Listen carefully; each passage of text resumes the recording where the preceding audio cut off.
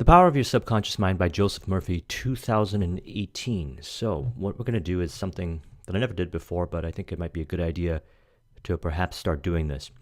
Great books, powerful books that are very influential and that can make a very profound difference in your life, in your vision, or your progressive realization to success, need to be revisited regularly. Books like Think and Grow Rich, books like Power of the Subconscious Mind by Joseph Murphy, and various other business books and personal development books. When you read them the first time, what you get is a base level understanding about yourself, how you see reality, and some ideas and philosophies that you can integrate to create results in your life. When you go and take action on that information, and then you come back to the book, it's like you're reading a whole new book. New information tends to stand out and has different kinds of meaning, and different action items are generated from this. And as a result, you are able to take it and apply it and produce further results. Now, this is going to be especially true when you're dealing with any kind of material related to the subconscious mind. So thus, it's important for me to revisit the original mind map that I created in the original video that I did on the power of the subconscious mind and reflect now upon quite a bit of time that's passed since then, where I work with my consulting clients, coaching clients, worked on myself, and discussed this stuff deeply and reflected upon deeply, and actually was one of the inspirations for my subconscious mind training program. And depending on when you're watching this video, it could be at beta or the final version. Link is in the description on my training site if you want to participate in that.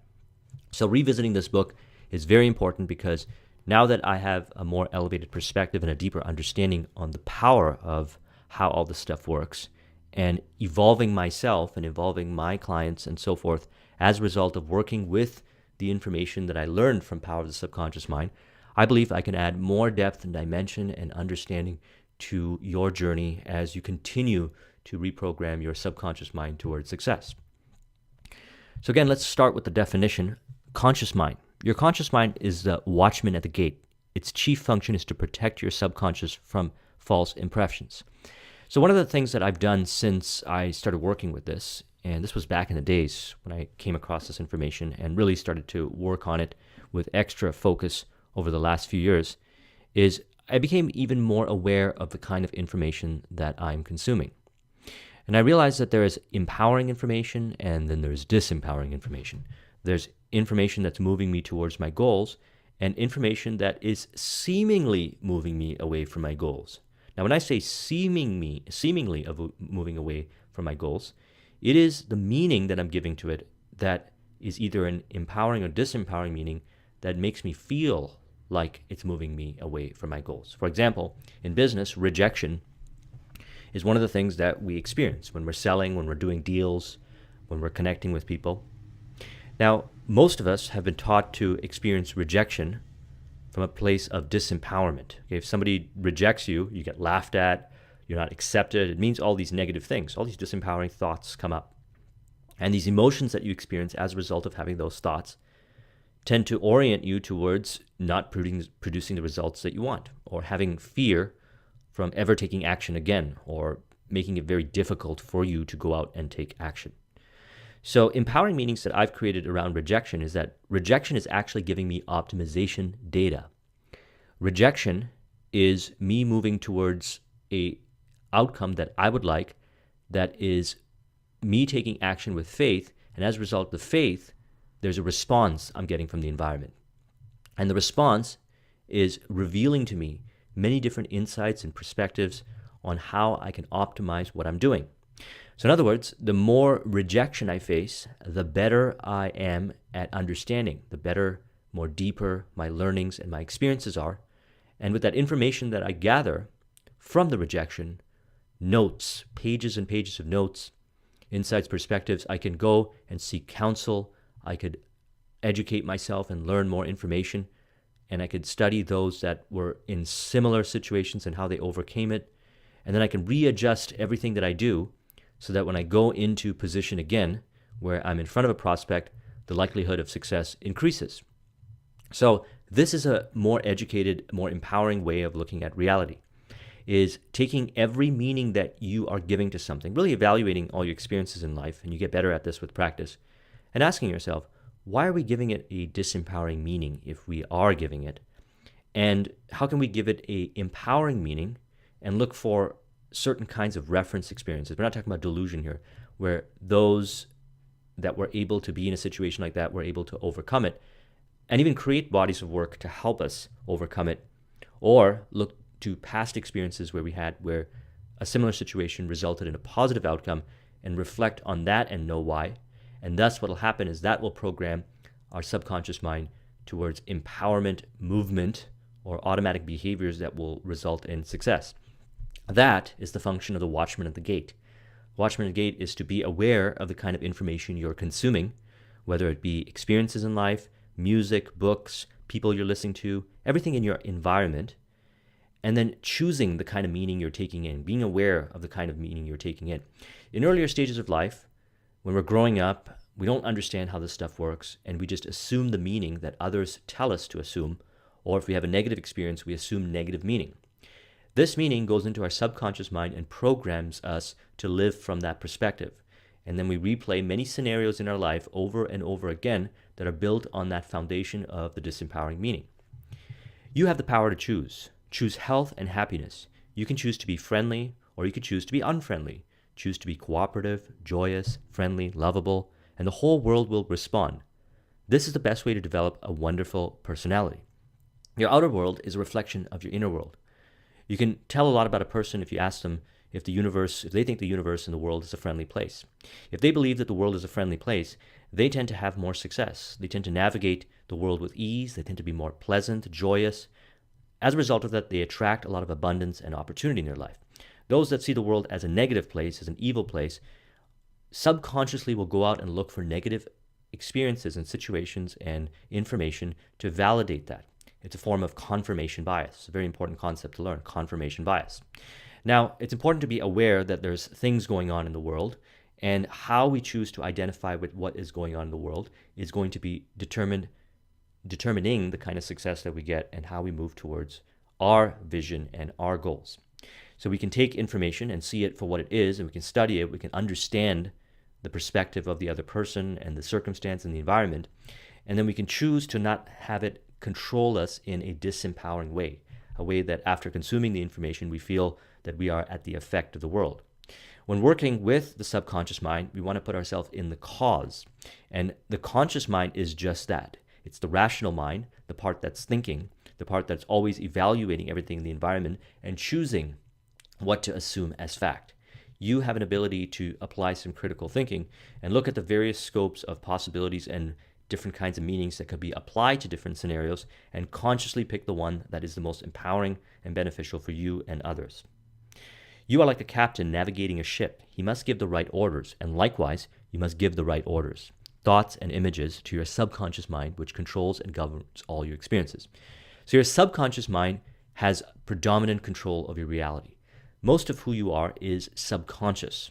The conscious mind is working and thinking and rationalizing and trying to make sense of things, but the behaviors are mostly subconscious. This is why you'll find somebody that wants to create success in business, for example. They consciously want to, and they might even appear to consciously think and talk about and maybe do some things that are moving them forward towards business results. But however, subconsciously, they have ill programming or negative programming surrounding money and business and productivity and sales and marketing and all the important elements regarding business. They're more likely to feel rejection and fear and frustration and so forth and give into it because subconsciously it's a manifestation of their deeply rooted self-image. See, we have within ourselves a self-image. If we believe ourselves to be successful, if we believe that we're worthy of success, worthy of love, worthy of trust, and worthy of respect, we're going to manifest the behaviors subconsciously from that place to create the results that reflect that in the outer world. As mentioned, your inner world is a reflection of your outer world. Your outer world is a reflection of your inner world. It's important to evaluate and understand that what you do is focus on changing yourself within. If you change yourself within, the environment changes. You might decide that you don't want to be in certain situations that you were once entertaining before. You might choose different kinds of friends, different kinds of experiences and so forth that are now aligned with the conscious efforts that you have been putting in to program your subconscious mind that now navigates reality from this empowering perspective. Whatever your conscious mind assumes and believes to be true, your subconscious mind and all the blessings of life, mind will accept and bring this to pass. Believe in good fortune, divine guidance, and right action. Believe in good fortune, divine guidance, and right action. Just the thought of that is very empowering. When you believe this through affirmations and repetitions, this is the different kinds of things that I cover in the program that I'm working on. What happens is you begin to believe that good fortune and divine guidance and right action is yours. And then you start to navigate reality from that perspective. If you believe that the world is an evil place and there's a lot of negativity and the odds are not in your favor, you will navigate from that perspective. You will even look for supporting information. You'll even associate with certain people and experiences to bring about, like theater, those experiences that validate your deep subconscious thinking. Your subconscious mind controls all vital processes of your body and knows the answer to all problems. There's a lot of who we are that is controlled and governed by the subconscious mind. If someone tries to explain themselves, if they're pretty aware of who they are, they might do a really good job in identifying their values and beliefs and how they see reality to work. And even then, they'll just be scratching the surface because most of who they are is subconscious. And the subconscious mind is a net result of various experiences that we've had in our lives, various stories we've been told about how reality works, stories we tell ourselves, values and beliefs that we have, certain kind of skills that we've been working to cultivate, certain kinds of capabilities and behaviors, certain kinds of interpretations of the environment, different kinds of environments that we're in. And we've been alive for many years. Some of us 30, 40, 50, 60 years, constantly, all the time, accumulating data, accumulating meaning for different things that happen in our life. So there's tons of information within us, and all this information has programmed our subconscious mind to move towards a direction of the reality that we now live. Those that cultivate their mind in an environment of empowerment, where they surround themselves with people that are in alignment with their goal, with environments that are in alignment with their goal, with information that's in alignment with their goal, is more likely going to produce success because all that information is programming their subconscious mind to reflect the environment, the people, and the circumstances that are experiencing or that are the net result of the success. This is why it's so important to recognize that most of what we are, most of who we are, is subconscious, and we need to make sure that we're very conscious and aware on the kind of information that we are consuming. You might think that, okay, you are going to participate in some event and it's entertaining and it's fun, and it's okay that there's all this disempowering information and disempowering people and circumstances in there. However, that information is going into your subconscious mind and programming it. And it's probably programming it to a higher degree because you are relaxed in that environment. And one of the ways to program our subconscious mind is to relax and believe. This is why hypnosis works really well. This is why autosuggestion, as talked about in Think and Grow Rich by Napoleon Hill, works really well, because you do it from a place of relaxation. You allow the information to go in, and you visualize and you emotionalize that information to be as fact. Now, when you're in an entertaining environment, you're doing all these fun things, and there's disempowering information there, you're also taking in that information. You ever notice how if you've gone to certain kind of environments and you repeatedly go to those environments, you'll find yourself behaving like the people in those environments. You'll find yourself using the same phraseology.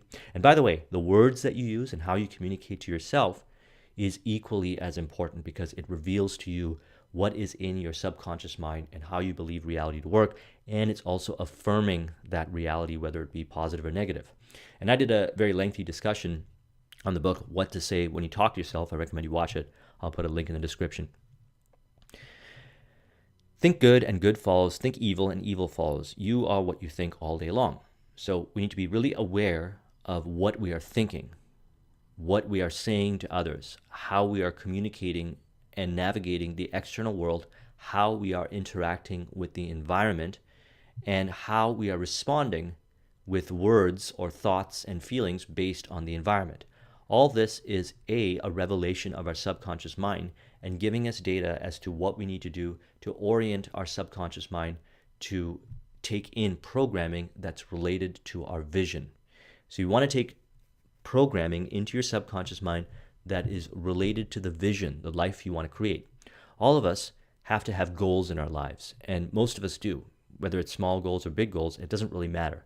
We need to have goals, and the goals have to elevate us, has to improve multiple areas of our lives and make our lives better. And then this ability to create goals and move towards the goals and recognize a higher version of yourself that you aspire to be is going to switch the environment into a perspective of how everything is giving you data about yourself, whether you are remaining there, moving backwards, or moving forward. And you can take this information and you can note it and you can journal it.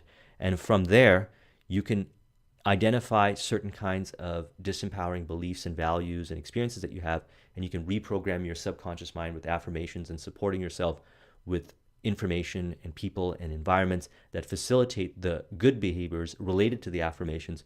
And then what you'll start to notice is that your subconscious mind will be programmed to be like that. And I know this to be true based on personal experience. I've been an entrepreneur now full-time for almost 10 years. And my way of looking at reality and how I navigate reality, my belief systems, my ideologies have changed drastically since I started. Drastically. And this is because of the information that I was consuming, the actions I've been taking, the environments that I've been in, the people that I've surrounded myself with, and the various kinds of support systems that I have intentfully put in my life to cultivate the various capabilities and behaviors to influence my environment towards success of entrepreneurship. And this has been a gradual process. However, over the last year, especially with working with my coaching clients and my consulting clients, which I really amped up over the last year because I'm fascinated about these things, and working on the subconscious mind training program, I really put a lot of emphasis on programming my subconscious mind even more. And I can report to you that every single day my perspectives are evolving. I'm able to identify things in my environment that I'm giving disempowering meaning to. Real time, I'm able to change the meaning over to an empowering meaning and really look for supporting evidence of that empowering meaning. So I'm not just believing something based on delusion. And the repetition of that and putting systems and different kinds of things in place to support that information is radically transforming, radically transforming my subconscious mind to a higher level. So I can honestly vouch for this information, even more so than ever before. And that's another reason why I wanted to make this updated video to share with you the progress. Whether the object of your faith is real or false, you will get results. Your subconscious mind responds to the thought in your mind. Look upon faith as a good thought in your mind, and it will suffice. The infinite intelligence within your subconscious mind can reveal to you everything you need to know at every moment of time and point of space, provided you are open-minded and receptive. So this is something that I've also been working with. What I've been noticing within myself is as I've been adopting and incorporating empowering thoughts, philosophies, ideologies, communication, environments, etc., that are in alignment with my vision, I'm getting a ton of insights, hunches, inspirations, and so forth. And anyone that's ever achieved notable success in life will tell you that they have been inspired from within. They got an idea from within. They have no idea where it came from. I realize that by doing the things that I'm sharing with you in this video right here and what's covered in the book, you can multiply this. You get even more insights and perspectives. You get even more understandings. And I speak from experience and from working with those that I've been sharing this information with, adjusted the way that I've come to understand it from my research. They're noticing the same thing. Now, the power of this is they're learning to trust themselves. I'm learning to trust myself even more. I'm learning to listen to myself. I'm learning to understand myself even more. One of the greatest things that you can learn in life is about yourself. Learning yourself. Having an awareness of yourself is one of the most important things that you can dedicate your life to doing, because it's you that's creating your reality. And when we don't operate from this perspective, we put too much emphasis on the external world. It's you that responds to the external world. It's you that gives meaning to the external world. And if you give too much meaning to the external world, you become very reactive. You lose yourself. Okay, notice when you are in a place of empowerment and you are intentional versus when you are reactive and you're just responding to the environment and allowing it to steer you in whatever direction that the environment is taking you to, which, by the way, is also programming your subconscious mind. Now, I did a lengthy discussion on the autobiography of the yogi, and his main concept is self-realization. And there's a reason why Steve Jobs listened to the audio of Autobiography of the Yogi and kept reading Autobiography of the Yogi for over and over again till he died, because he realized the importance of going within to tap into this infinite intelligence and really working with the subconscious mind.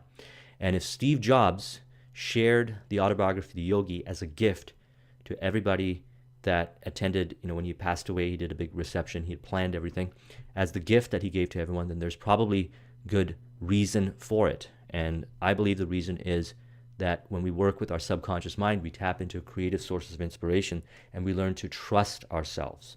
If you want to create success in life, you have to be able to trust, love, and respect yourself.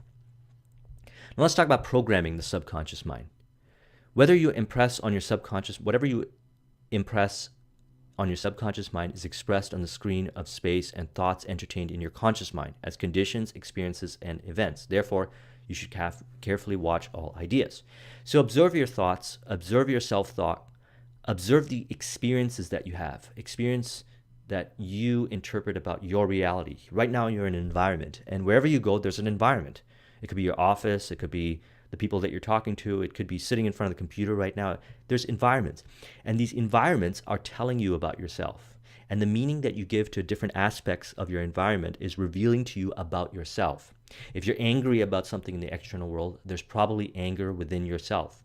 A good book to read is Power versus Force, and also Letting Go by David Hawkins. I did discussions on that. I'll put links in the description. And the goal is to raise our level of consciousness. The higher the level of consciousness, the more we understand this concept of the external world being a reflection of our inner world, and the more we tend to operate from a place of unconditional love, peace, and acceptance of others, and understanding their perspective. As Stephen R. Covey puts in 7 Habits, seek first to understand, then to be understood. Change your thoughts and change your destiny. You become what you think about. Your thoughts govern your emotions, and your emotions drive you into action. We make decisions. Anyone who's in sales know this. Most buying decisions are made on emotions. Okay? Some people can logically, track everything down, but a lot of us are still motivated. Arguably, almost all of us, or every one of us, is motivated by emotions. We want to feel a certain way when we make that buying decision. Those emotions are governed by thoughts. The thoughts drive the emotions.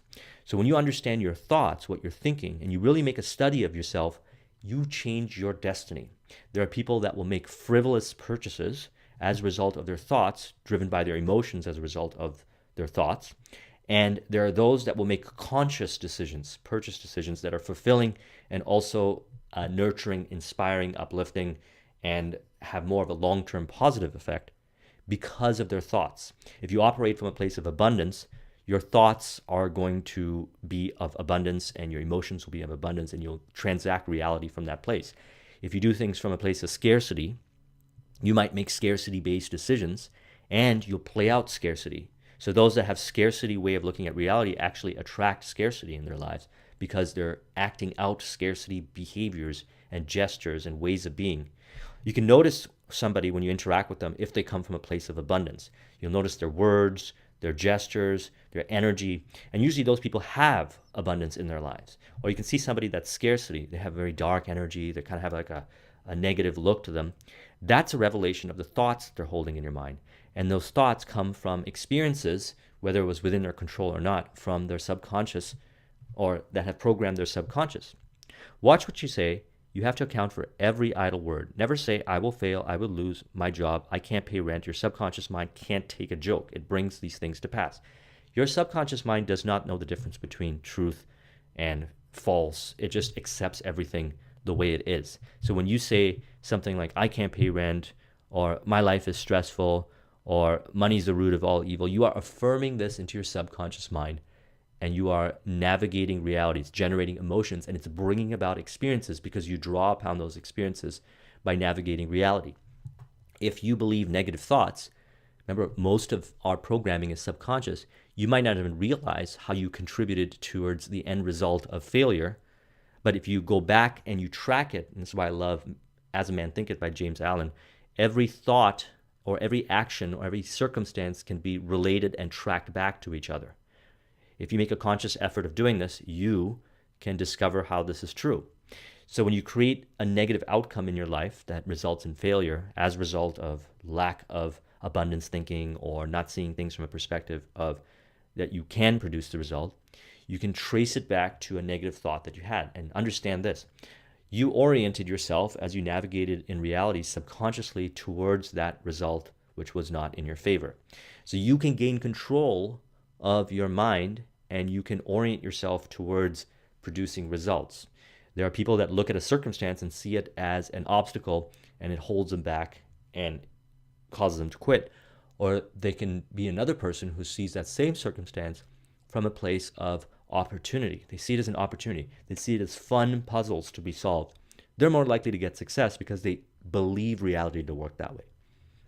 Keep your conscious mind busy with the expectation of the best, and your subconscious will faithfully reproduce the habitual thinking. Never say, I can't overcome the fear by substituting the following. I can do all things through the power of my own subconscious mind. Affirmations are very important. One of the things that I recommend in my program, and I have a whole process, is creating these affirmation audio programs or audio messages, and there's a certain formula for doing it, so that what it's doing is it's programming your subconscious mind to attract abundance and to respect others as you would respect yourself, or respect your environment as you would respect yourself. And as a result, you navigate to achieve the results that you want with joy, with bliss, with ease, and with mutual win-win cooperation.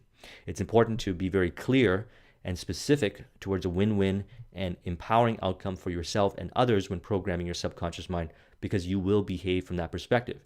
If you're thinking, I just want to make $100,000 a year or $200,000 a year, and you don't really care about the implications of how you make it, your subconscious mind, if you believe it, if you do the repetitions, you'll create it. But you might create it with a whole bunch of negative outcomes. You might end up hurting a lot of people.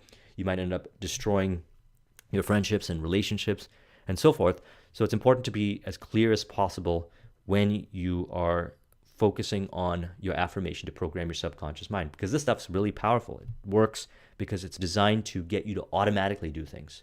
Your subconscious mind generates automatic behaviors. Your subconscious mind has the answer to all problems. You suggest your subconscious mind prior to sleep, I want to wake up at 6 a.m. It will awaken you at the exact time. And you have to do it with faith. So you can't just say it passively. You've got to visualize it and emotionalize it, and you've got to develop what Napoleon Hill calls the burning desire. It's that emotionalization that imprints that idea, the concept, into your subconscious mind, and that moves you into action.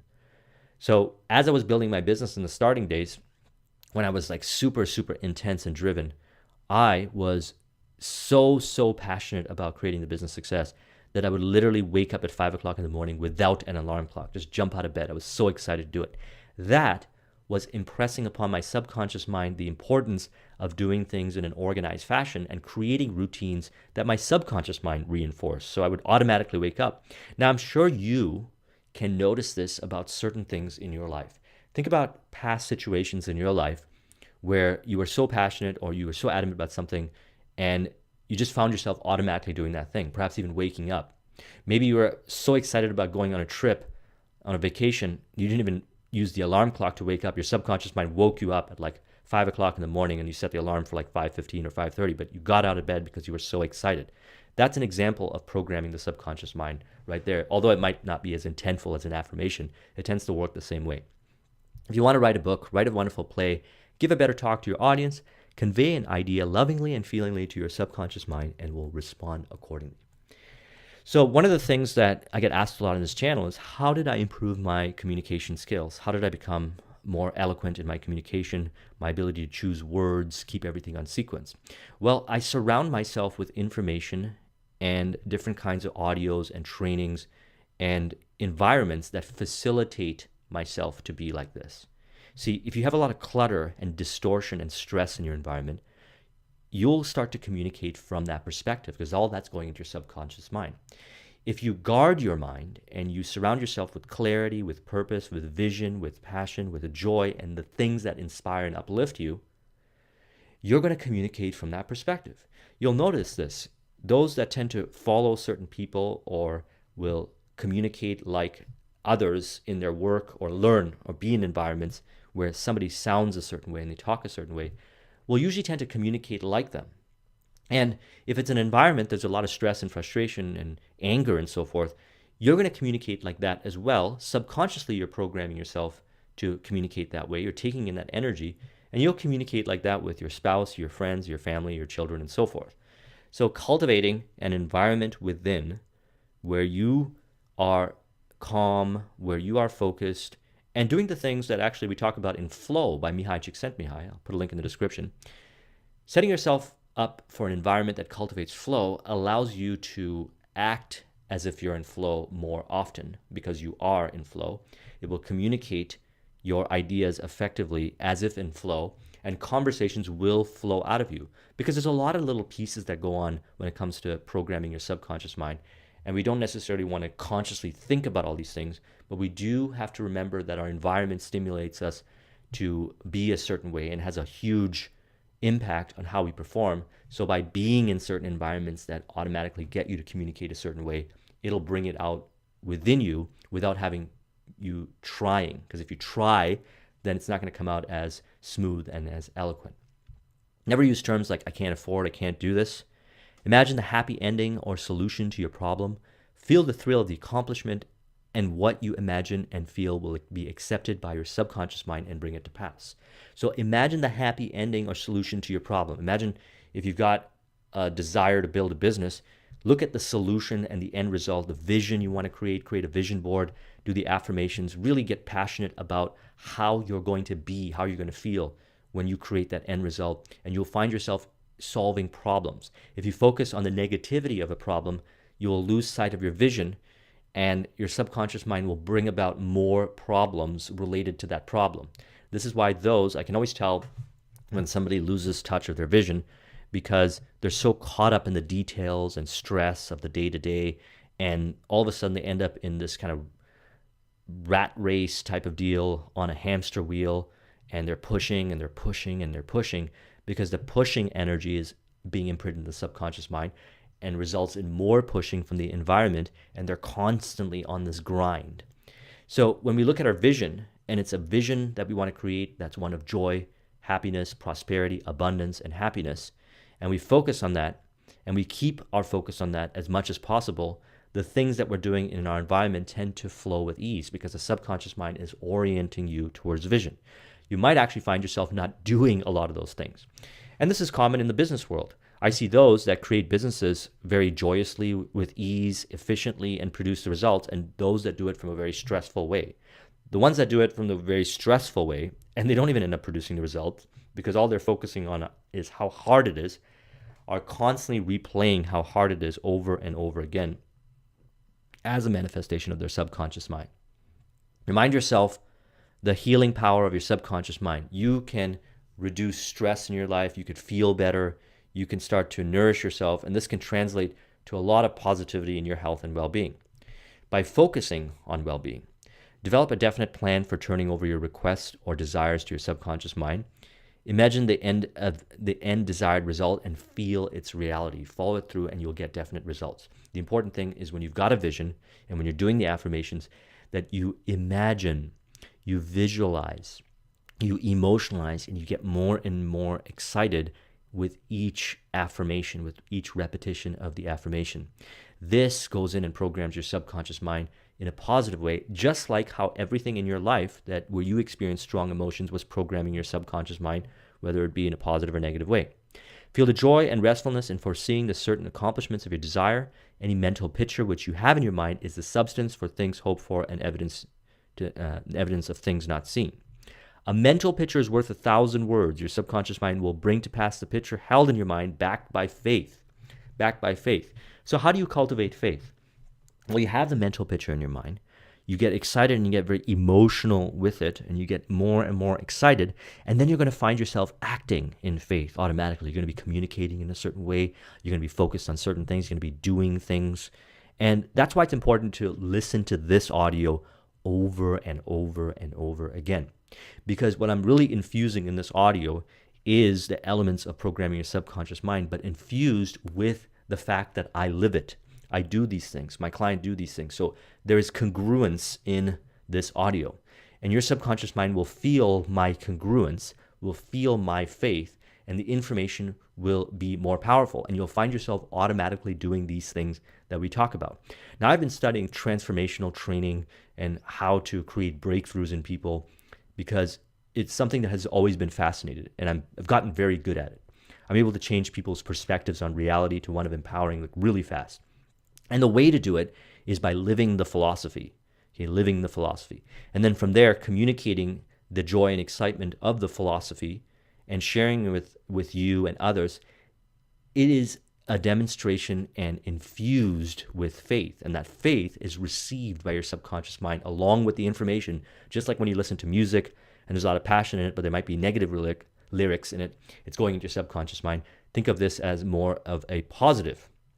So mental coercion is too much effort and shows anxiety and fear. We mentioned this and will block your answer. Easy does it. So I mentioned that when we are focused on our vision, we're very passionate, and then ideas and inspirations will flow and we'll start doing things different. We might stop doing some of these things that are very stressful. But if you focus on the day-to-day and the stress and the grind and the repetition, like a lot of people do, all it does is it creates more fear and anxiety. You can see people are like this. They're constantly caught up in doing the same thing over and over again. They don't even know why they're doing it. They forgot about the vision. They forgot about their dreams. And if this goes on long enough, what's going to happen is that they'll totally disregard ever having visions and dreams, and they'll just be very repetitive doing the same thing, and it will show on their face. You can see the stress. They don't have the passion. When someone is a lot younger, at the age of like 19, 20, 21, they got a lot of passion for the world. Napoleon Hill, not only Napoleon Hill, not Think and Grow Rich, Earl Nightingale talks about this in The Strangest Secret. Those that set out at the age of 25 have all these hopes and dreams. Only a few of them will make it. What has happened to them? And he says goals. He said goals. Those that have goals, those that have a vision, have passion towards vision and focus on the vision, and the things start to play out accordingly. They don't get caught up in the details, the day-to-day. They don't believe that after you get to a certain point, you got to follow a repetitive life. That's not how I live. That's not how anyone I know who achieves results lives. Those that achieve results keep raising the bar and focus on their vision and orient everything that they do towards a vision. They don't get caught up in the details. So we get relaxed, we get passionate, and we relax when we enjoy our vision, when we focus on our vision. And then we start orienting ourselves, because the subconscious mind then comes in and does the work after that. Think and plan independently of traditional methods. So if a lot of people are living from this place where they get caught up in details and then grind every day, you've got to think independently. You've got to look at those that have created the results and can attract abundance in their life repeatedly over and over and over again, which happens to be a small percentage of the population. What are they doing? How are they transacting? What are the kind of information that they're consuming? How do they see reality? What you'll find is they're visionaries. Okay, they focus on their vision. Imagination is your most powerful faculty. Imagine what a lovely and good report. Imagine what is lovely and of good report. You are what you imagine yourself to be. Now, wealth is one of those important areas that we want to discuss because it is something that we aspire, because by having wealth in your life, you are able to take care of yourself, take care of your family, be able to travel, create free time for yourself. It's very important. And wealth is a consciousness, success consciousness, wealth consciousness. So we want to program our subconscious mind for wealth consciousness. Decide to be wealthy. It's easy with the infallible aid of your subconscious mind.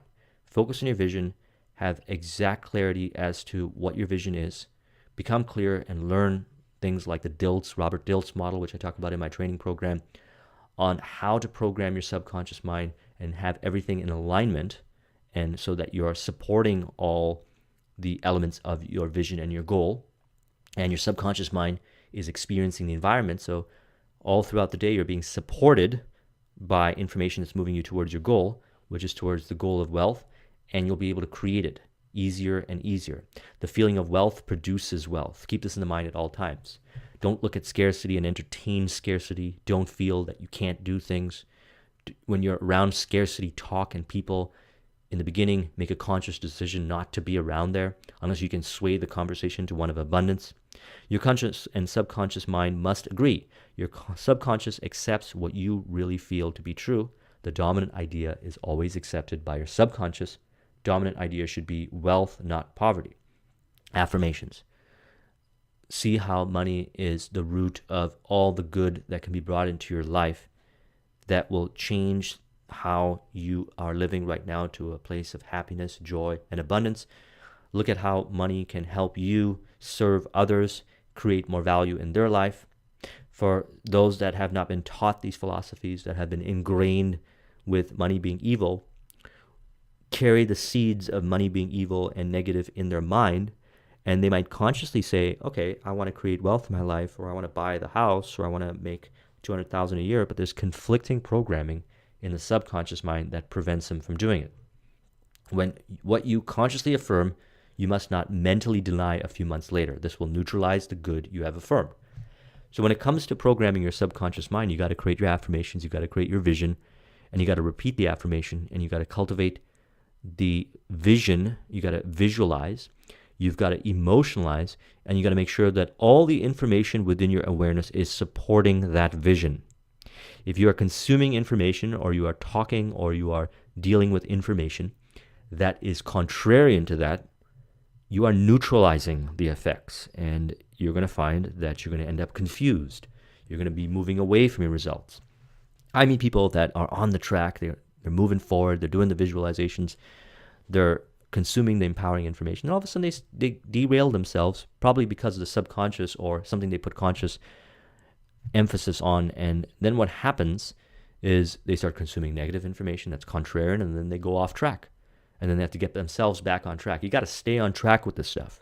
Okay, this stuff's important if you believe it's important. If you don't believe it's important, then it'll always be an ebb and flow in a space of, okay, I see abundance, and now I see scarcity, and I see abundance. You can direct your mind towards staying in abundance by being aware of what you are being distracted by, and choose the elements that relate towards abundance. Understand that your environment plays a huge role, and consciously place yourself in situations, circumstance with people, and surround yourself with information that contributes towards wealth. There's a reason why I do read these books every week and do these discussions, because for a handful of hours every week, I am submerged in empowering information. It is programming my subconscious mind and multiplying my success. There's a reason why I choose business consulting and coaching and different kinds of things that I do on top of the other businesses that I run, because these things affirm these concepts in me.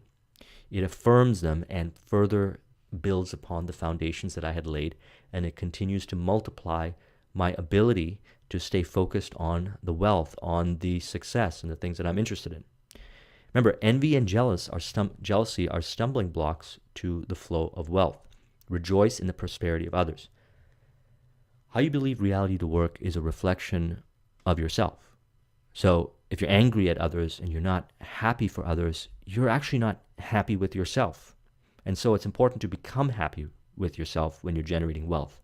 Be happy and encouraging of those that were able to be successful. Learn and study them.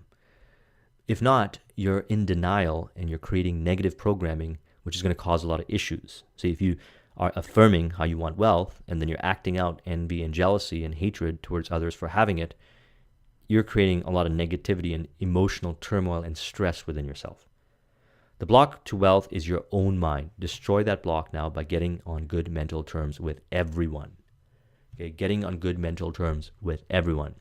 See reality as it's contributing to your goals. See everybody as people contributing towards your goals. They're teaching you about yourself by telling you, and you observe how you respond to what they say. They reveal to you where you get distracted and not distracted. They reveal to you where you polarize yourself, for example, react to something, whether you really believe in something or not. If you have faith that you will create the success that you want in your life, and somebody comes up in your awareness and starts talking about how you can't create the result, do you get reactive to that and start having doubt within yourself? Well, if it does, you don't blame the person. What you say is, okay, I realize within myself that I haven't enforced, or I haven't cultivated as much faith in what I'm doing. Because when you have a certain level of faith, nobody can come into your awareness and tell you otherwise when it comes to these concepts. And I know this, and I speak from experience for myself. Right now, there are certain things about my reality when it comes to wealth consciousness that are absolute and cannot be changed. And if someone tries to come up to me and explains to me in other way that is disempowering and negative and leads to, I will accept them. I won't reject them, because what you resist persists. I will understand that their perspective is true from their reality. Okay? It works for them in their reality, whether they're conscious of it or not, of the end result. And I choose to believe what I want to believe because I know the results that are generated from it. It's not from a place of anger and hatred and pushing away, but from a place of acceptance. And you'll learn more about this when you study the books Letting Go and Power versus Force by David Hawkins, when he talks about levels of consciousness. The higher state of consciousness is acceptance. What you resist persists. You can accept somebody else on how they see reality and understand their perspective while still having your own perspective that could be contrarian. Stop trying to get something for nothing. There's no such thing as a free lunch. You must give to receive. You must give mental attention to your goals, ideas, and enterprises, and your deeper mind will back you up. The key to wealth is application of the laws of the subconscious mind by impregnating it with the idea of wealth. Study wealth, understand the different psychology pieces of wealth, read The Science of Getting Rich or any kind of books when it comes to psychology of wealth, and you will realize that it is a consciousness. And then when you've acquired that consciousness and you affirm that consciousness and you make sure that your environment supports that consciousness, your behaviors will start to change. You'll start to do things differently. You might even become really passionate about selling. Selling is the world's highest paid profession. As an entrepreneur, you got to be good at sales. See, the reason why my IT business grew and it kept growing really fast and everything I do grows really fast as far as business is because I can sell. I know how to market. And I love doing it. Whereas back in the days, I never liked doing it. The reason why I like doing it is because I realized that by putting myself in the position to be in front of a prospect, I have the opportunity and they have the opportunity to receive a product and I have the opportunity to make some money for the product or service that I've created that can benefit their lives. If I don't show up in front of them, they won't have that benefit. So I'm eager and excited to go up to them and make the offer with passion, not with force, because it's obvious that it's good for them. I'm looking for the right prospects. And once you understand how this stuff works, you get excited about selling because, look, it's a service to sell products and service to people that can benefit from it. It's a disservice. It's actually being like treating people disrespectfully if you don't make an offer to them knowing that they can get benefit from that. Yes, they're going to pay you for it because it's value for value. It's fair exchange. You took the time to create the product or service. It's valuable. It can change their results. So that's why it's very important to always sell things that you believe in. This won't work if you've got cognitive dissonance and you're trying to pretend like you care about what you're selling in front of the person. You got to have congruence. Okay? Mentally, emotionally, and physically, you've got to be in alignment. Pick products and services that you're excited about, that you're passionate about, and get excited about the results that your clients are going to have as a result of buying your product or service, the joy it brings. Okay? Think about that and note it to be true. See, value is what's valuable to the other person. You can't force value. This is why the process of learning how to sell and market is so exciting, because you'll learn the very important concept of WIIFM. What's in it for me? And that's what your prospect and your client is saying. And when you understand that, that's a good thing. Because if you give them what's in it for them, they'll pay you for it because they're going to get the results and they got to understand how it contributes to the results, and you're going to get excited about communicating. So that's, you see, all these things I had learned in my journey as a result of programming my subconscious mind. I never used to think this before. I was afraid of selling before. I used to tell people that, okay, I got to do the selling thing, and it's almost like you're preparing yourself to go to war or something like this. Now it's like I'm excited about it. I look forward to it. It's one of my favorite things to do in business, and it is the world's highest paid profession and the highest thing an entrepreneur can do. Because even if you're not selling a product or service, you're still doing deals. Everything is selling. You're always selling all the time. So it's important to accept it, understand it, and get good at it because it doesn't come from a slimy place unless you are slimy within. One reason why many people simply make ends meet and never get enough money is that they condemn money. Okay, so what you condemn takes wings and fly away. You can't say, I want to create all this wealth and success and then have a hatred towards creating value for people and receiving money. If you don't want to receive money, it means you have low self-esteem and low self-respect, which means that you can work on that. You can build your self-respect. You can understand how receiving money is actually a sign of self-respect because you need the money to survive. You need it to thrive. You need it to improve your life. Happiness. Giving thanks for all your blessings several times a day. Furthermore, pray for the peace and happiness and prosperity for all members of your family, associates, and all people everywhere. Okay, pray for the happiness and prosperity for all members of your family, your associates, and all people everywhere. What you put out as far as energy and your desire to see well-being in the world comes back to you. Remember, we talked about this earlier. Do you see the world as a friendly place?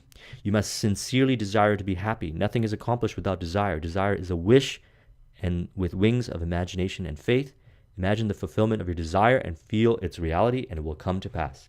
Happiness comes in answered prayer. So be happy for yourself. Have gratitude. Practice gratitude in all things.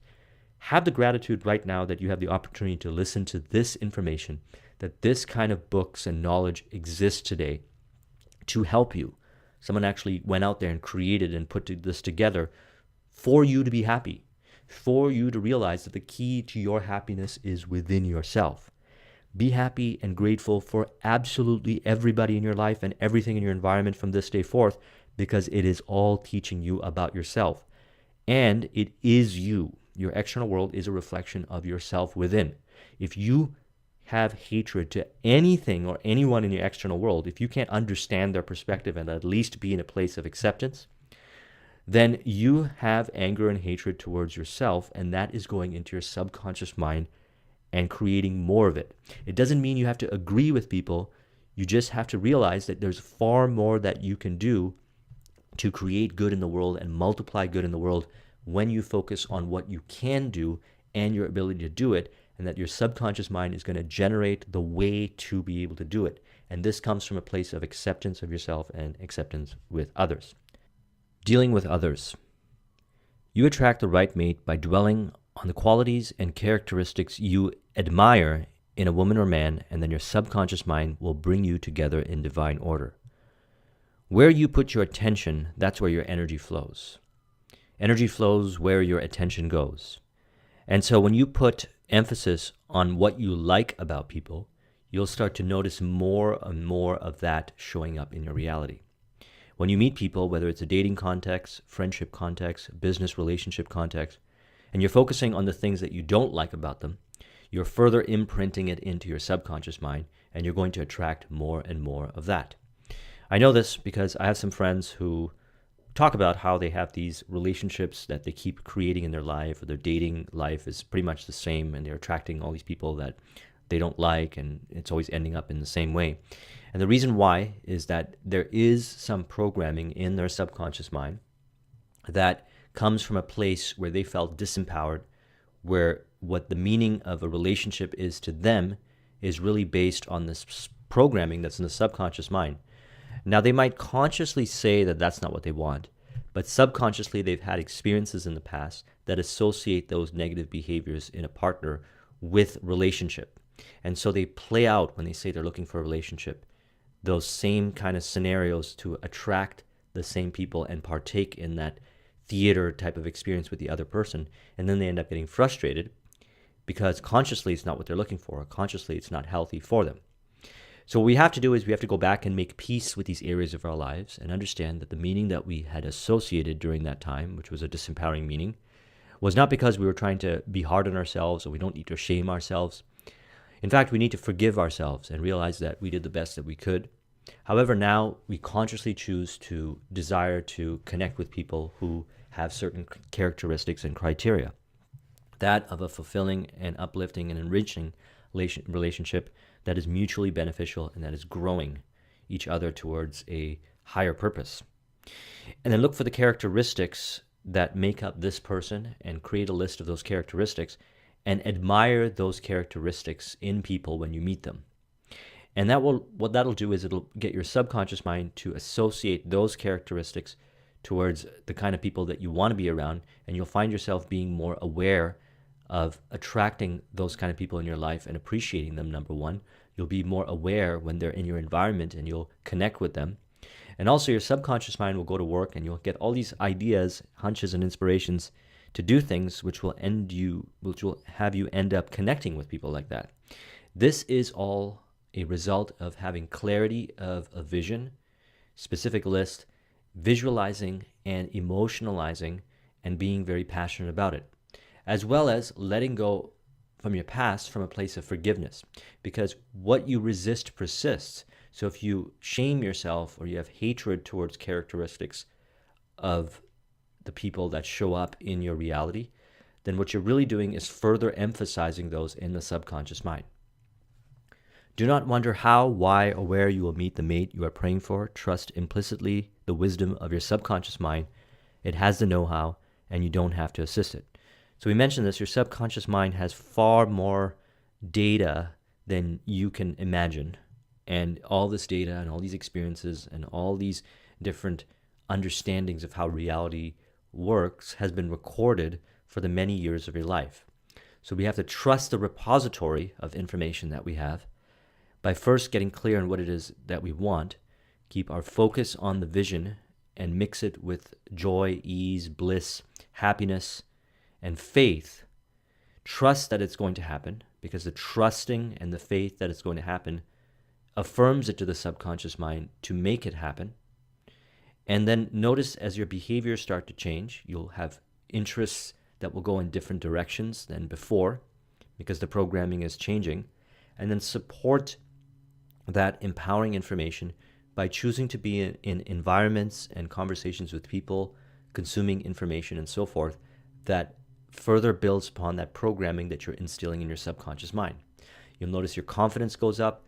You'll notice you'll have greater clarity. You'll get greater insights, and you'll be orienting yourself in the direction that will be favorable for you, which is now based on conscious programming that you're putting into the subconscious mind. Your subconscious mind is a recording machine which reproduces your habitual thinking. Think good of the other, and you are actually thinking good about yourself. Your external world is a reflection of your internal world. How you treat others is a reflection of how you treat yourself. And one of the most important ways of programming the subconscious mind towards positivity is to think good and to think highly of others. Because to think good and highly of others is to actually think good of yourself.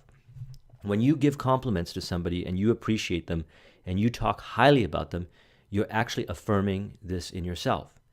When you connect with people and they have a hard time being nice to other people or giving compliments and not abundant with positivity in their language, it's an indicator that they don't have a high degree of self-love and self-respect.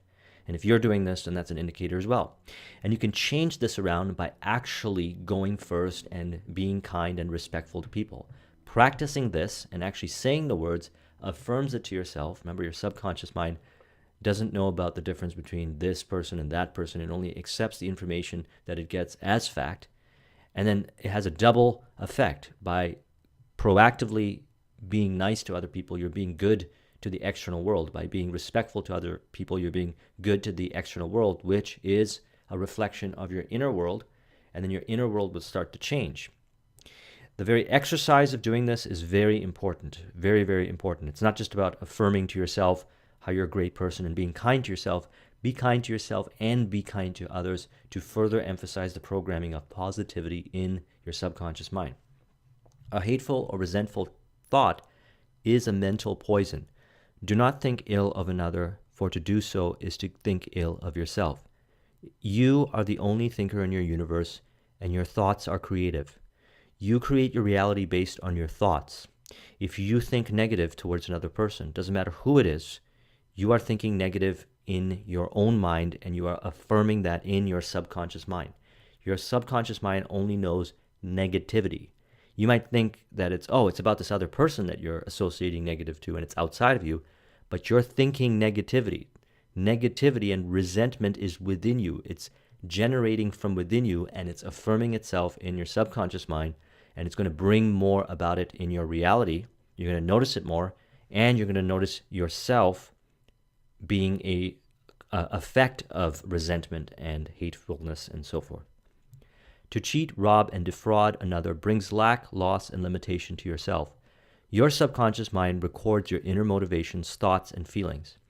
These being of a negative nature, loss, limitation, and trouble come to you in countless ways. Actually, what you do to the other, you are doing to yourself. So in dealing with others, this is why the golden age-old rule of be kind to others. Do unto others as you wish them do unto you. Treat others with respect. It's not just about the people, it's about yourself. When you treat others that way, you're treating yourself that way. When you're trustworthy to others, when you're loving of others, when you're kind and respectful to others, you're doing it to yourself as well.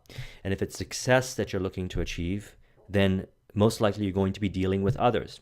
There's always better ways of choosing words that is inspiring and uplifting to the external, which again inspires and uplifts you.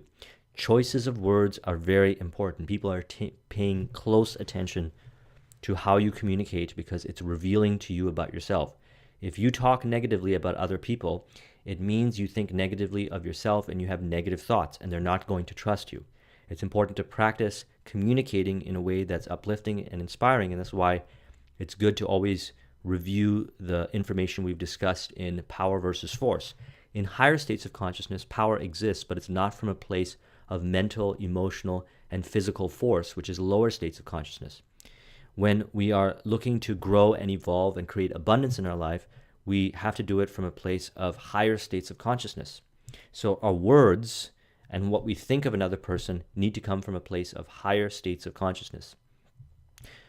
Becoming emotionally mature and permit others to differ from you. It's okay that others have different opinions. They're right from their perspective in their reality. The key is acceptance, because when you accept others, you accept yourself. What you resist persists. If you keep pushing up against something, it will surface. And if you try to hide it, you are regressing it. You are pushing it down. And it will come to the surface because that's just being in denial. Denial is expressed in the body by anxiety, physical pain, and so forth. Now, the key here is to be free and expressive. So authentically, we got to come from a place of accepting people authentically, saying they have different opinions and that's okay. I might not necessarily agree with their opinion, and they might even be destructive with their opinion, but from this place, I'm going to do something about it based on positivity, and you'll be more likely to move the objective forward. If you encounter situations like this in the business world, when you're dealing with people and then there's some hostility because they think a certain way and they're being hostile towards you, let them be. You can move in a different direction and you can produce the result and you can evolve the business without having to deal with them.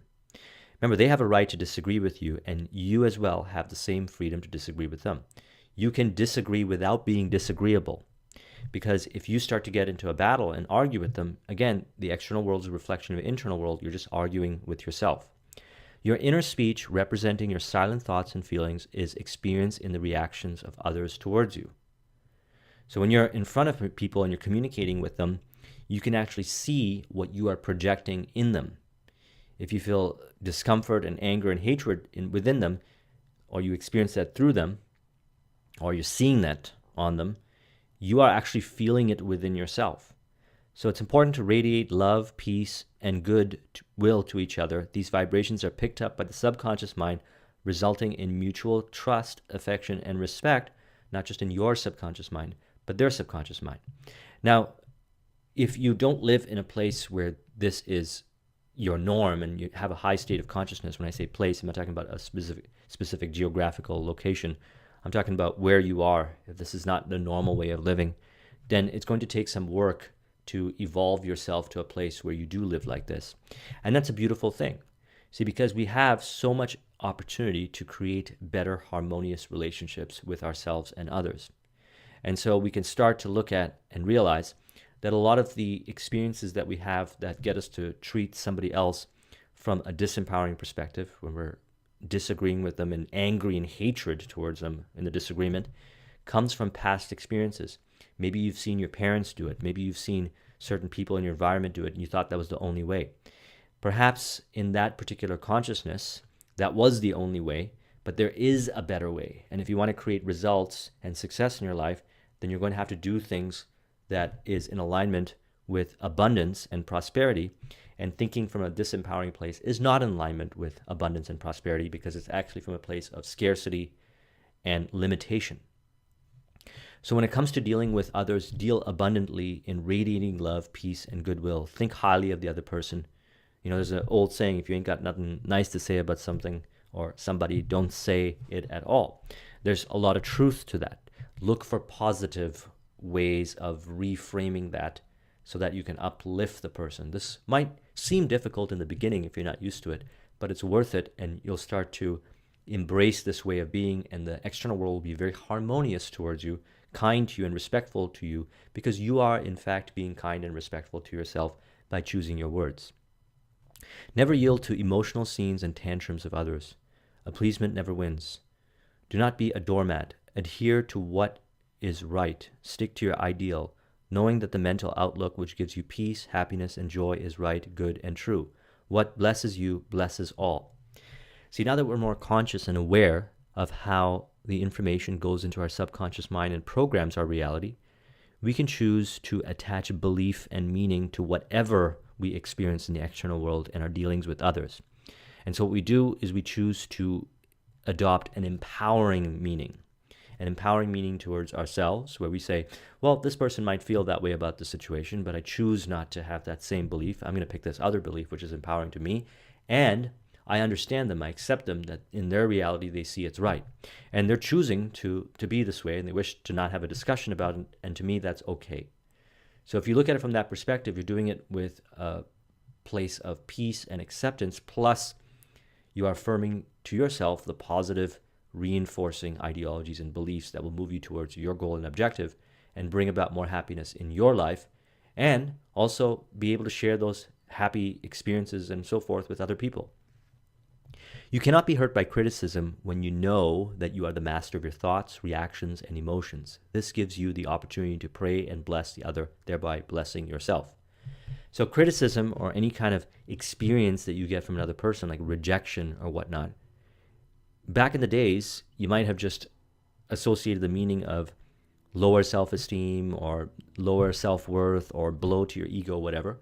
Now, when you have these experiences show up, these criticisms or rejections, you can remove yourself from the situation real time and give an empowering meaning. And with practice, you can develop this to be automatic. So when someone rejects you in sales, for example, you'll look at it as optimization data. Maybe it's not the right message. Maybe it's not the right time for them. Maybe they're not the right prospect. Or maybe your offer is not really valuable to them. And even if they reject you harshly, it doesn't really matter. Because if they're going to be harsh, it's really them being harsh with themselves. Some people will criticize you and they'll throw in all this negativity in the criticism. The criticism and the negativity is just how they see reality. And if they're throwing all this negativity in it, it's really them being that way to themselves. You don't have to associate with that negativity. You could take the constructivism or the constructive pieces of the criticism and adopt it and use it to evolve whatever you're doing without getting reactive to the negativity. Because if you get reactive to the negativity, you are affirming it in your subconscious mind. Mental blocks. The solution lies within the problem. The answer is in every question. Infinite intelligence responds to you as you call upon it with faith and confidence. To look at life from an empowering perspective means that you evaluate your thoughts about a given scenario and ask yourself, is this the best way to go about looking at the current circumstance or situation? One of the things that occurs on our journey, let's say towards entrepreneurship, is we encounter obstacles or problems. And in the personal development movement, we are taught to look at these problems as opportunities, to look at these situations that might appear negative as opportunities. And that is the truth, because when you change the way you look at things, the things that you look at start to change. And you actually go and look for solutions. If you see it as a problem and something that can't be overcome or it can't be realized into a potential opportunity for a solution, or you just think it's going to be really difficult and you reinforce that in the subconscious mind, you will play it out accordingly.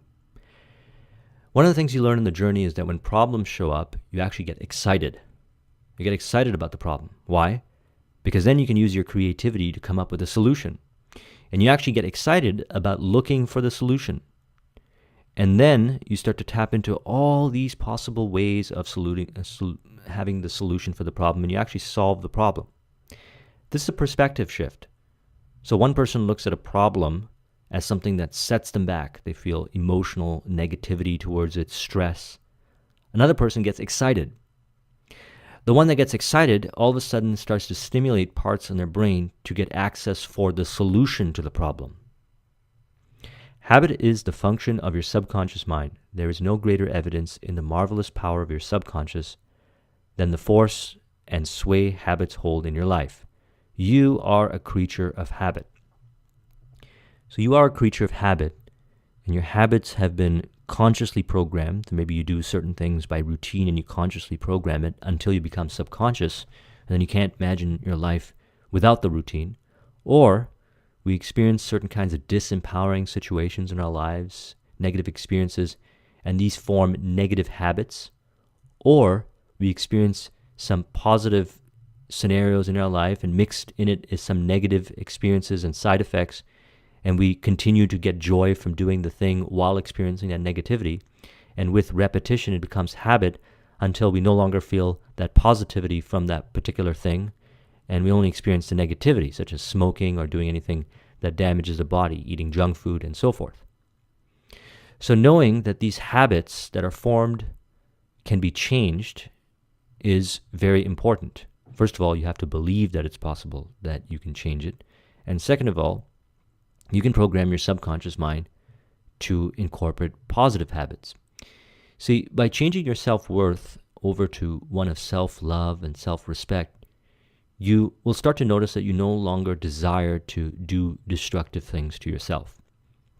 And then all of a sudden, you'll evaluate the destructive things you're doing, you'll bring awareness on it, and you'll actually be motivated to remove those destructive behaviors.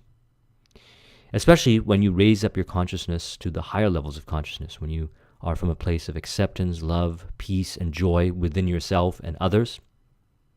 You now start to value yourself more, you value your life more, and you're more likely to look for replacing negative habits with positive habits. And then with repetition, you start to enforce those positive habits, and your life begins to change. But remember this, any kind of negative habit that you have, it's important to not shame yourself and realize that, look, everybody goes through this. So how can we change those negative habits into positive habits? Well, I did a discussion on Power of Habit by Charles Duhigg. I recommend watching that. But one of the first things that we do is we create affirmations, and we have a burning desire by repeat affirmations and consuming supporting information towards that affirmation of actually being able to overcome that negative habit by replacing it with something else. So you can say something like, I'm so happy and grateful that I choose to exercise as a healthy alternative for any kind of habit that no longer serves me that comes up. I'm so happy that I always choose healthy, delicious, nutritious food that makes me feel good and satisfies me and makes me feel great after eating it and contributes to me feeling healthy, looking great, and being very vibrant with my energy. And affirming that over and over again. In the starting, it might be hard to believe that, but with repetition and visualization and emotionalization, as discussed, your subconscious mind will accept that as fact, and then you'll notice your habits start to change. The things you do in your environment will be different. You'll be more interested in other things, and more things will come to support you within your awareness as a result of this programming that is drawing it within your awareness from within. You form habit patterns in your subconscious mind by repeating a thought and act over and over again until it establishes track in the subconscious mind and becomes automatic, such as swimming, dancing, typing, walking, driving your car, etc. See, we already know how to consciously program our subconscious mind when we learn activities like this. And we can do it again and again and again.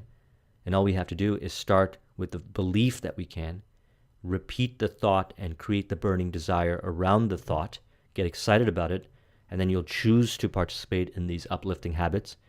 And then the repetition of doing these uplifting habits will turn it into something that is second nature. Whatever mental picture backed by faith you behold in your conscious mind and your subconscious mind will bring it to pass. You behold in your conscious mind, your subconscious mind will bring to pass. So take the mental picture of the vision that you desire, keep it in your mind, affirm it to yourself, the affirmations that are related to that visual image with repetition, each time feeling the excitement of that visualization, building up the excitement, and do this repeatedly, 15 minutes a day in the morning, 15 minutes a day at night, or 30 minutes during the day, whatever you want to do it, whatever works best for you. I personally like doing it for 30 minutes a day at some point in the day. And I read affirmations in the morning, but not necessarily on repeat for 15 minutes. But the bottom line is this. I notice myself orienting towards the elements in the affirmation. I have a desire to do the things in the affirmation. I have no desire to do things that are contrarian to that. And then when I support that information with other empowering information in my environment, music, people, circumstances, videos, audios, books that support my vision, I get even more insights and perspectives and more behavioral changes that are in alignment, and I produce the result. The only obstacle to your success and achievement is your own thought or mental image. Your own thought or mental image. We've got to look at our thoughts that we're having, the way we experience the environment, the way we experience ourselves, the different kinds of things that we think about throughout the day, and note any of the disempowering thoughts, ideas, philosophies, values that we have. Write them down that are not in alignment with our goal.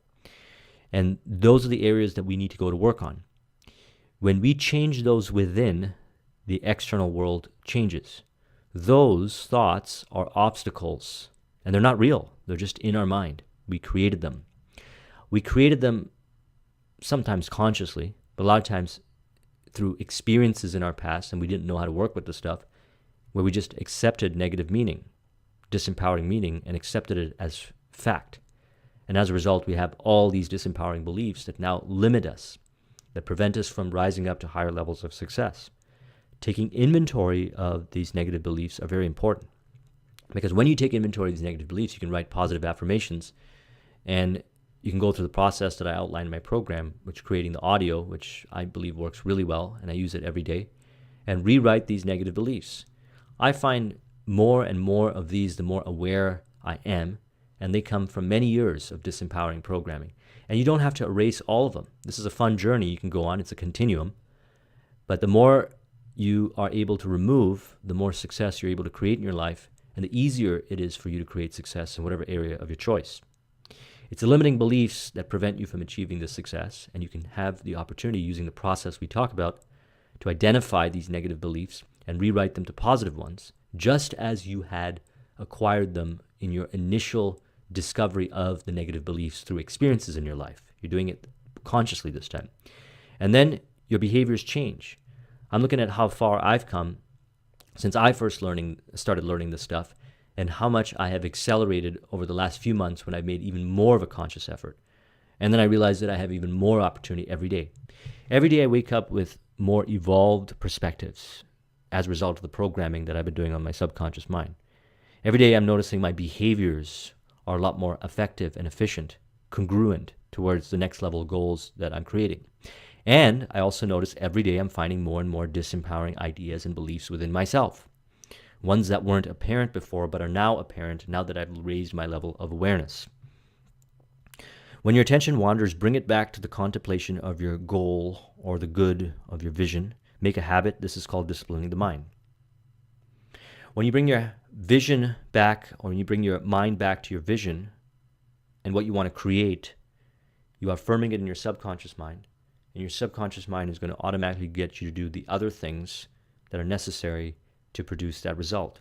You'll have drives, desires, and inspirations show up. You'll be motivated to go in a certain direction versus another direction. Anytime you feel that you are going off course, or you feel disempowered or negativity, start focusing on your vision and goal, on your affirmations, and notice how it changes, provided you do it with the proper process outlined. We don't want to just say them out loud robotically. We want to visualize and emotionalize and feel our emotions building up. Your conscious mind is the camera, and your subconscious mind is the sensitive plate on which you register or impress the picture. So remember that. We impress the image and we emotionalize it with the burning desire, as discussed in Think and Grow Rich, onto our subconscious mind. By the way, this is a secret that Napoleon Hill was talking about in Think and Grow Rich.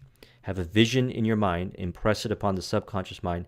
You'll draw about hunches and inspirations. You'll connect with infinite intelligence, and you'll be able to draw out the actions to create the results. Fear. Do the thing you are afraid to do, and the death of fear is certain. Say to yourself and mean it, I'm going to master this fear, and you will. When you encounter any fears in your life, we have to ask ourselves, is this a valid fear? Some fears are valid. There's healthy fears. For example, there's fears that are designed to protect you. It's good to have a healthy fear when you are, for example, doing some rock climbing, or you are doing anything that potentially poses a risk to your well-being. If you have a little fear over there, then that's all right. However, if the fear is crippling in a situation where it's not warranted, such as selling or other kinds of situations, then we have to, with repetition, rewrite the programming and orient ourselves to do the thing over and over again till we subconsciously realize that the fear was not valid. Now, in Think and Grow Rich, and if you haven't watched the video I did, we talked about the various fears that he covers in there. I did a lengthy, almost 3-hour video on Think and Grow Rich. It's important to take inventory of those fears and see where they show up in your life. They show up a large part due to subconscious programming that we have internally. Some of the stuff comes wired from our birth in our neurology, and a whole bunch of it comes from different experiences in our lives where we associated negative meaning and thus give this fear more power.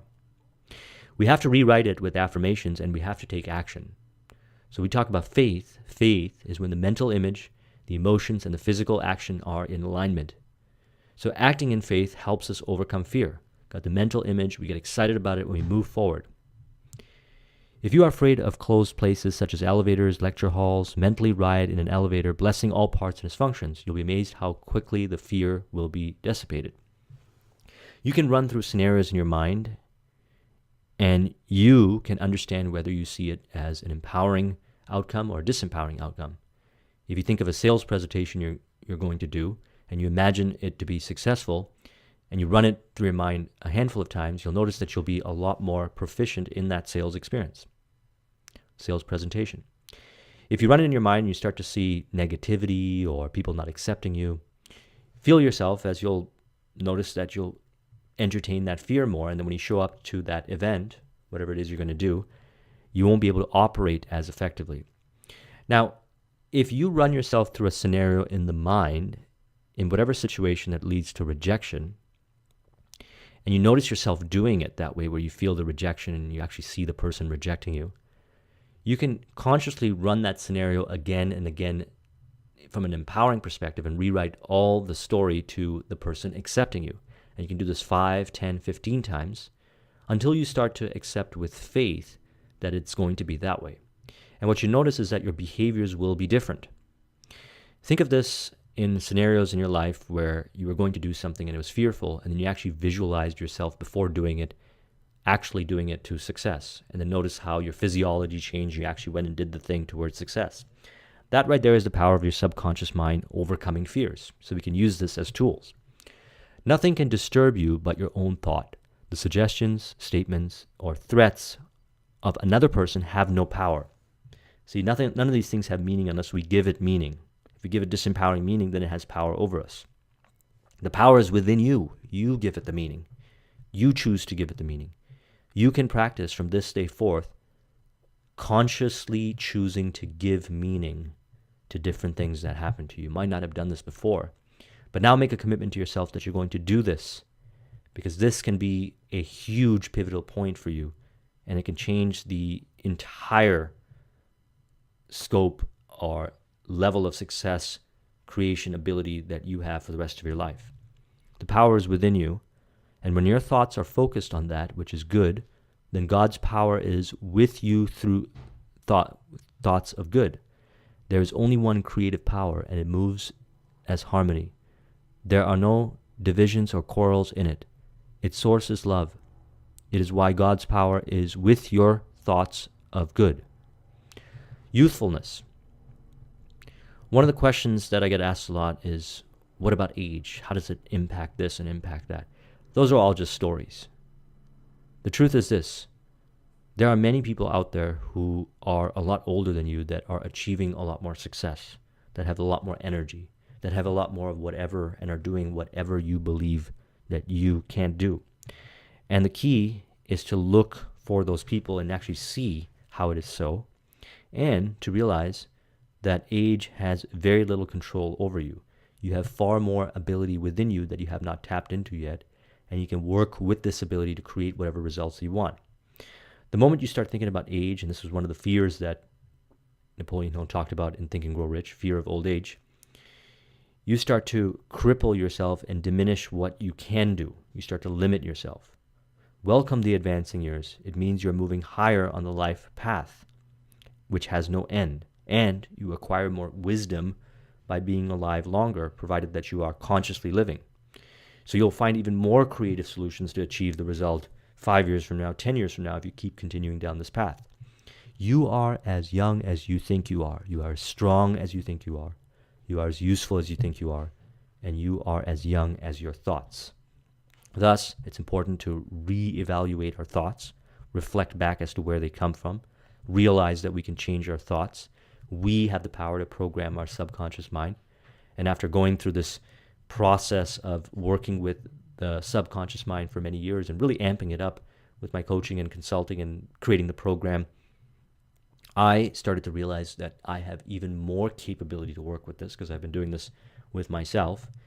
And every day I wake up even more excited knowing that I can change programming values and beliefs within myself that were instilled within me, either consciously or subconsciously through experiences, listening to other people and so forth, towards one that is of empowerment and towards higher vision, and this keeps going and going.